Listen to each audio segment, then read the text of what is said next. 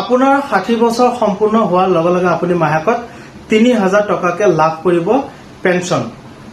কেনেকে লাভ কৰিব, কোনে কোনে লাভ কৰিব, এইটো আবেদন কেনেকে কৰিব, সম্পূৰ্ণ প্ৰক্ৰিয়া সম্পূৰ্ণ প্ৰসেস আপোনালোকক এই ভিডিঅ'ৰ জৰিয়তে মই বুজাই দি আছো। আপুনি সম্পূৰ্ণ ভিডিঅ'টো চাওক। এই স্কিমটোৰ নাম হ'ল প্ৰধানমন্ত্ৰী শ্ৰম যোগী মানধন যোজনা। এইটো এটা খুব ভাল পদক্ষেপ মাননীয় প্ৰধানমন্ত্ৰীদেৱে লৈছে। এইটো আপুনি আপোনাৰ মাহেকত ইনকাম 15,000তকৈ কম হ'ব লাগিব আৰু আপুনি যিকোনো চৰকাৰী চাকৰিয়াল হ'ব নালাগিব। কোনে কোনে এপ্লাই কৰিব পাৰিব, ইয়াত স্পষ্টকৈ লিখা আছে যে যিসকল নেকি দিন হাজিৰা কৰা শ্ৰমিক, ধুবা বা ৰিক্সা চালক, ৰাজমিস্ত্ৰী, খেতিয়ক, পদপথৰ ব্যৱসায়ী, ঘৰুৱা কাম কৰা মহিলা আদি এই আঁচনিৰ যোগ্য হিতাধিকাৰী। আপুনি আপোনাৰ বয়স 18ৰ পৰা 40 বছৰ হ'ব লাগিব, তেতিয়াহে আপুনি এই স্কিমত বা এই আঁচনিটোত আপুনি আবেদন কৰিব পাৰিব। তাৰ কাৰণে আপুনি যাব লাগিব আপোনাৰ নিয়াৰেষ্ট যিকোনো এটা CSC চেণ্টাৰত।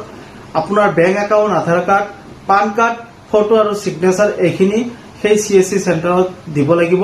দিয়াৰ পিছত আপোনাক সেই প্ৰধানমন্ত্ৰী শ্ৰম যোগী মানধন যোজনাত এনৰোলমেণ্ট কৰাই দিব, অৰ্থাৎ আবেদন কৰাই দিব। আবেদন কৰাৰ লগে লগে আপোনাৰ বয়স অনুযায়ী এটা পইচা আপুনি জমা কৰিব লাগিব। 18 বছৰ বয়স হোৱা সকলৰ মাহেকত 55 টকাকে একাউণ্টৰ পৰা অটো ডেবিট হ'ব আৰু সেই টকাটো আপুনি একাউণ্টত থব লাগিব, তেতিয়াহে আপোনাৰ একাউণ্টৰ পৰা সেই টকাটো অটো ডেবিট হৈ থাকিব। আৰু যদি বয়স 30 বছৰ তেতিয়াহ'লে 100 টকাকে দিব লাগিব, আৰু যদি বয়স 40 বছৰ তেতিয়াহ'লে 200 টকাকে দিব লাগিব।